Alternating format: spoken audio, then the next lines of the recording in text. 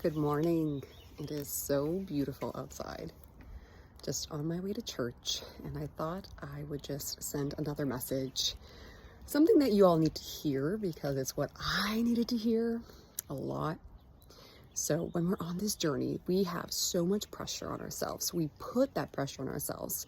And a lot of this comes from these, the people-pleasing behaviors that we have, the overachieving behaviors that we have. And all of these are, again, behaviors that we learned to protect us. They're survival mechanisms. They are trauma patterns in many ways.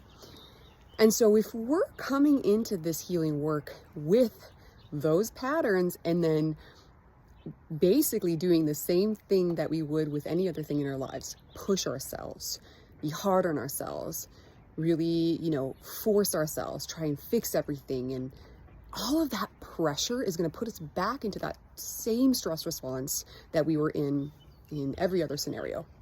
So we need to approach the healing work differently. And we need to do it from a place of love and compassion. So what do I mean by that? Letting go of the pressure, letting go of the need to achieve and fix and do it perfectly. Loving yourself through it. So we're not going to say, I didn't get all my practices in today, or I didn't do enough and now I'm never going to heal.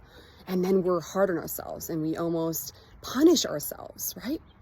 So what if we were to approach it from a place of outcome independence, right? Saying, I'm going to show up for myself today because I love myself enough to do it, because I know it's good for me, because I know it's going to get me closer to my goals.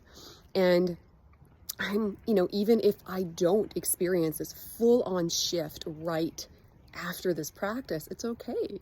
I know my brain's listening. I know my body's listening. A message is being received, even if I can't see it. And I'm going to continue to do this out of love for myself.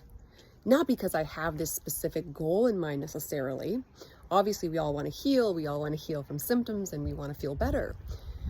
But if we're approaching this with pressure, I'm telling you, it's going to keep you stuck in this cycle of stress. So what if you were to let go of the outcome, let go of the pressure, and just keep showing up, choosing to show up with love for yourself, with compassion for yourself, letting go of the outcome for now, and just trusting that every time you show up lovingly for yourself, something's happening, something's changing. You're changing. And healing happens when we make these changes, when we choose differently, and we don't stick to the same patterns, the same things that got us sick in the first place. How different might your practice or your healing journey look if you did it lovingly, instead of applying all of that pressure, immense pressure to heal? Let it go. Healing doesn't have to be so hard. We're making it harder than it is. Yes, it involves consistency and showing up for yourself and really dedicating to it. But many of us are adding this element of intense expectations and pressures that we don't need. We just don't need it. So choose to love yourself through this process. Choose to be compassionate. Choose to keep showing up for yourself because you know it's good for you. Because you know that in the long run, this is exactly what you need.